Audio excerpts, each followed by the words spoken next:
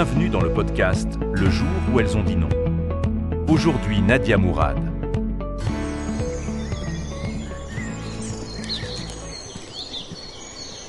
Nadia Mourad naît en 1993 dans une famille pauvre du nord de l'Irak. La famille de Nadia appartient à la minorité religieuse yézidi. Elle grandit entourée de sa famille, d'un quotidien simple et de traditions anciennes.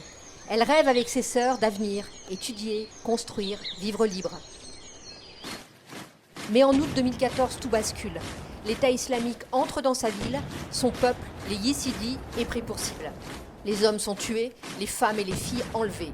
Ce jour-là, la vie de Nadia change, à tout jamais. Elle est chargée dans un bus avec d'autres jeunes femmes. Ces hommes lui disent « Convertis-toi ou meurs !» Mais elle secoue la tête. Elle reste fidèle.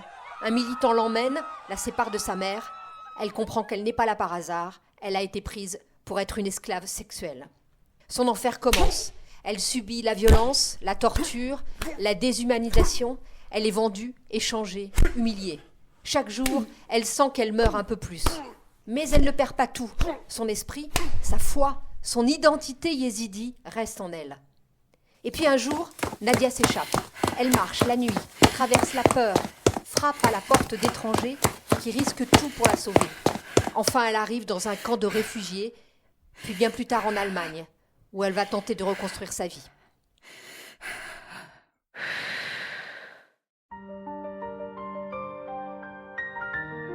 Elle commence à parler, très vite.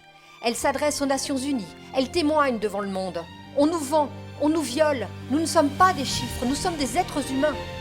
Elle fonde sa propre organisation, Nadia's Initiative, pour aider les femmes et enfants victimes de génocide, de trafic et d'atrocités.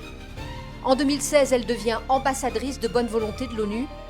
Puis en 2018, elle reçoit le prix Nobel de la paix, partagé avec le gynécologue congolais Mukwege, pour leur combat contre les violences sexuelles utilisées comme arme de guerre.